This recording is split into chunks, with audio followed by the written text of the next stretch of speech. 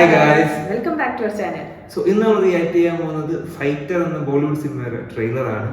Fighter Hrithik Roshan ഉണ്ട്, അതുപോലെ തന്നെ ദീപിക പദുക്കോൺ, അനിൽ കപൂർ ഒക്കെയാണുള്ളത്.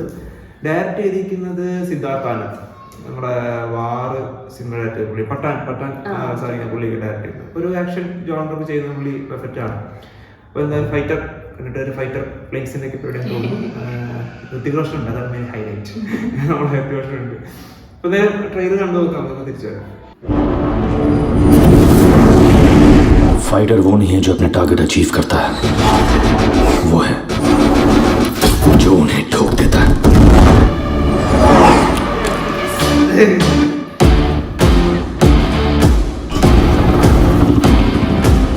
आप सब इंडियन एयरफोर्स के टॉप एविएटर्स हो, इसलिए आप सबको हैंड पिक करके हमने एक क्विक रिस्पांस टीम बनाई है. एक दूसरे को जानो, बॉन्ड विद ईच अदर. जंग में इंटरपर्सनल रिश्ते ही काम आएंगे. Caught you beneath. Arrogant. Confident. चलो तुम्हें जम्मू घुमाती हूँ. क्यों, तुम्हारा एक्स यहाँ से था? नहीं, पर शायद नेक्स्ट यहाँ से हो.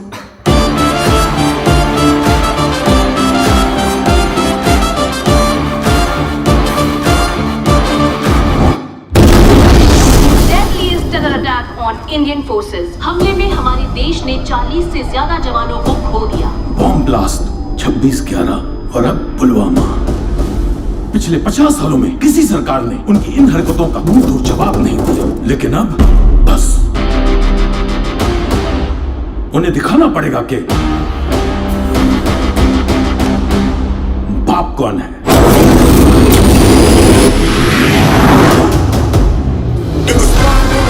हम बीओ के एंटर कर रहे हैं. मिशन इज अ गो. फंस गए हिंदुस्तानी. ईट का जवाब पत्थर से देने आए हो? नहीं, धोखे का जवाब. Incoming missile. बदले से.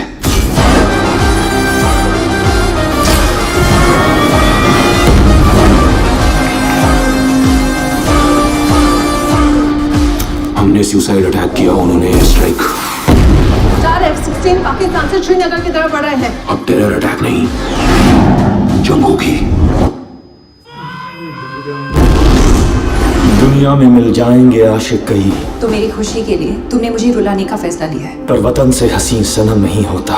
हर बार तुम्हारी ईगो की कीमत ये फौज चुकाता है, लेकिन इस बार उसकी कीमत तुम भी चुकाओगे. हीरो ने सिमट कर सोने से लिपट कर मरते हैं कई. ये मेरी टीम है सब, और उन्हें मेरी जरूरत है. पर तिरंगे से खूबसूरत कफन नहीं होता. जय हिंद.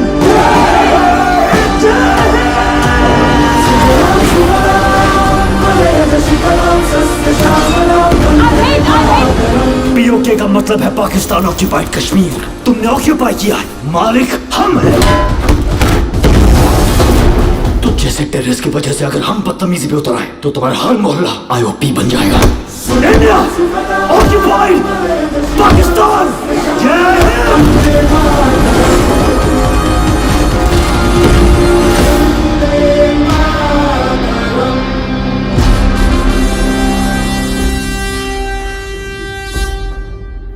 ആക്ഷൻ മൂവി, നല്ല കട്ട ആക്ഷൻ മൂവി. എനിക്ക് തോന്നുന്നത് പക്ഷേ സ്റ്റോറി ലൈൻ കുറെ സാച്ചുറേഷൻ ലെവൽ എത്തിയ പോലെ തോന്നി. എന്ന് വെച്ചാല് ഈ സ്ഥിരമായിട്ട് ഇന്ത്യ പാകിസ്ഥാൻ എല്ലാത്തിനും വരുന്നത്. ഇപ്പോൾ ഉദ്ദേശിക്കുന്നത് പഠാനായാലും എല്ലാ സ്പൈ യൂണിവേഴ്സിറ്റി സിനിമകളായാലും ടൈഗറൊക്കെ ഓൾറെഡി അത് തന്നെയാണ് കഥ മൊത്തം. അപ്പോ അല്ലാതെ പറ്റിയപ്പോ ഇതും സെയിം എനിക്ക് പക്ഷെ തോന്നുന്ന ലൈക് സാധാരണ കാണുന്ന സിനിമകൾ തന്നെ, പക്ഷെ അതൊരു ഫൈറ്റർ എയർഫോഴ്സിലേക്ക് മാറി എന്ന് മാത്രമേ എനിക്ക് തോന്നുള്ളൂ.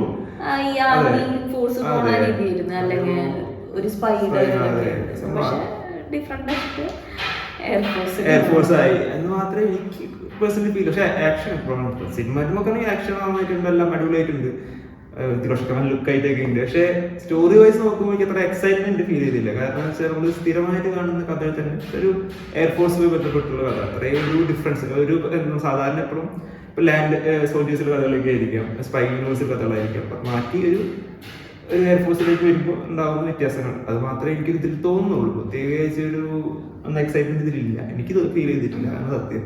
അതുകൊണ്ട് തന്നെ ഫസ്റ്റ് കഴിഞ്ഞ് ഇൻട്രസ്റ്റ് ഒക്കെ വന്നു. പിന്നീട് സ്ഥിരം കാണുന്ന കഥയിലേക്ക് പോയി എന്നൊരു സ്ഥിരം കാണുന്ന ഒരു ഇതിൽ മനസ്സിലായല്ലോ എന്താണ് സിനിമ കാണുന്ന കഥ അത്ര ഉണ്ട്. അത്ര പുതിയൊന്നും എക്സൈറ്റ്മെന്റ് എനിക്ക് തോന്നിയിട്ടില്ല.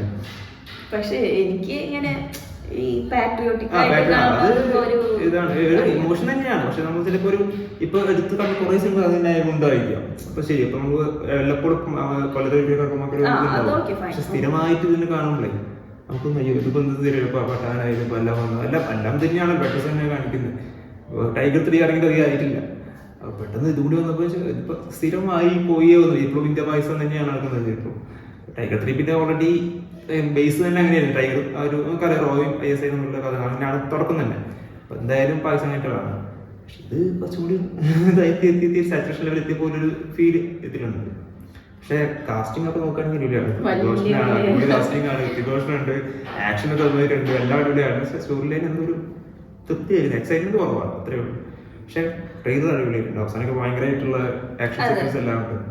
എന്തായാലും വെയിറ്റിംഗ് ആണ്, കുഴപ്പമില്ല, നമുക്ക് കണ്ടു നോക്കാം. ഇപ്പൊ നല്ല സ്റ്റോറി ലൈനിന്റെ വ്യത്യാസം ട്വിസ്റ്റ് ഒക്കെ ഒന്നും പറയാൻ പറ്റില്ല. പക്ഷെ ട്രെയിലർ കണ്ടപ്പോൾ ഇതാണ് നമുക്ക് തോന്നിയത്. പക്ഷെ വെയിറ്റ് ആൻഡ് സീ അല്ലേ, പറയാൻ പറ്റില്ല, നമുക്കൊന്നും പറയാൻ പറ്റില്ല സിനിമയിൽ. അപ്പോൾ വേറെ പ്രത്യേകിച്ച് ഒന്നുമില്ല, നമുക്ക് അത്രയും പറയാനുള്ളൂ. അപ്പോൾ അടുത്ത വീഡിയോ വരുന്നതായിരിക്കും. അതുവരെ ബൈ ബൈ.